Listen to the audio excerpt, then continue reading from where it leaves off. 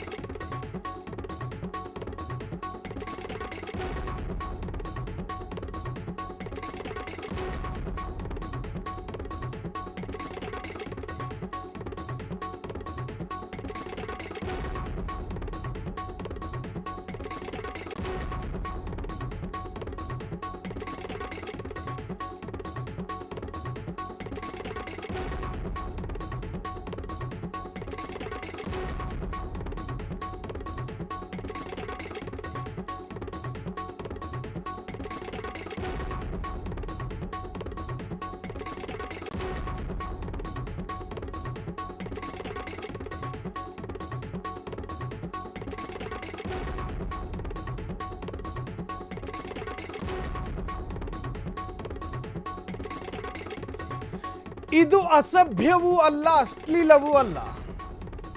ಮುಖ ನೋಡಿಕೊಂಡು ಸಂಭೋಗ ಮಾಡುವ ಅತ್ಯಂತ ಸೌಭಾಗ್ಯ ಇರೋದು ಮನುಷ್ಯ ಜೀವಿಗೆ ಮಾತ್ರ. ಭೂಮಿಯಲ್ಲಿ ಅದೆಷ್ಟೋ ವಿಸ್ಮಯಕಾರಿ ವಿಚಾರಗಳು ಅಡಗಿದ್ದಾವೆ. 8 ಲಕ್ಷ ಜೀವಿಗಳಲ್ಲೂ ಕೂಡ ವೈವಿಧ್ಯತೆಯ ಬದುಕಿದೆ. ಅದು ಲೈಂಗಿಕ ಬದುಕಾಗಿರಲಿ, ಜೊತೆಗೆ ಸ್ನೇಹದ ಬದುಕಾಗಿರಲಿ. ನಾವೊಂದು ಜೀವಿಯನ್ನು ಪರಿಚಯಿಸ್ತಾ ಇದ್ದೀವಿ.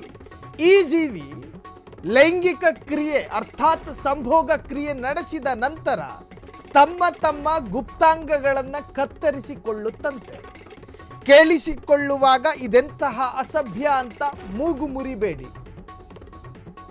ಲೈಂಗಿಕ ಕ್ರಿಯೆ ಬಳಿಕ ತಮ್ಮ ಗುಪ್ತಾಂಗವನ್ನೇ ಕತ್ತರಿಸಿಕೊಳ್ಳುವ ಆ ಜೀವಿ ಯಾವುದು ಅಂತ ತಿಳಿದುಕೊಳ್ಳಿ.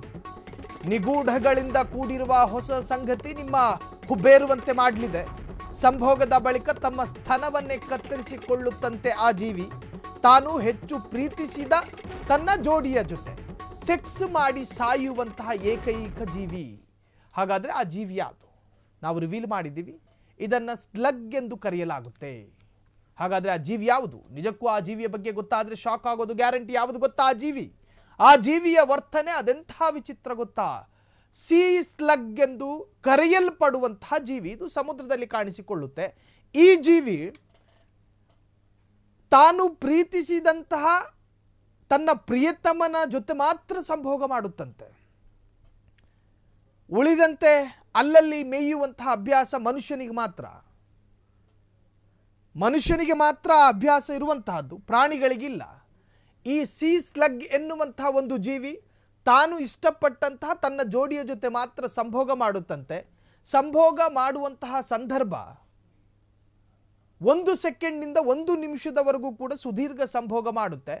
ಅದಾದ ನಂತರ ಪರಸ್ಪರ ಜೊತೆಗೆ ಮತ್ತೊಂದು ವಿಚಾರ ಏನಂತ ಹೇಳಿದ್ರೆ, ಅದರ ಗುಪ್ತಾಂಗಗಳು ಅದರ ದೇಹದ ಬಲಭಾಗದಲ್ಲಿ ಜಾಯಿಂಟ್ ಆಗಿರುತ್ತಂತೆ.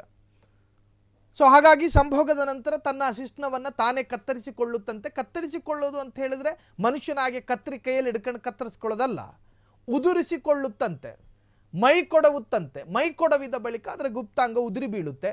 ಅದಾದ ನಂತರ ಉದುರಿ ಹೋದ 24 ಗಂಟೆಗಳಲ್ಲಿ ಮತ್ತೆ ಹೊಸ ಶಿಶ್ನವನ್ನು ಪುನರುತ್ಪಾದನೆ ಮಾಡುವಂತಹ ಕೆಪಾಸಿಟಿಯನ್ನು ದೇವರು ಅಥವಾ ಸೃಷ್ಟಿ ಅಥವಾ ಈ ನಿಸರ್ಗ ಅಥವಾ ಈ ಪ್ರಕೃತಿ ಆ ಜೀವಿಗೆ ಕೊಟ್ಟಿದೆ ಎಂದು ಹೇಳಲಾಗ್ತಾ ಇದೆ.